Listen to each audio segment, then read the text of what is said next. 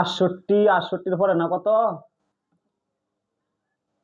69 এই বেটা 70 কে 70 আর 69 কি কি হিসাব করছিস বেটা কালি হিসাব না ফেসলা কো বেটা বাপ এটা মানে হিসাব কর বেটা বেটা না 68 বেটা ভালো রে করতাম বেটা 89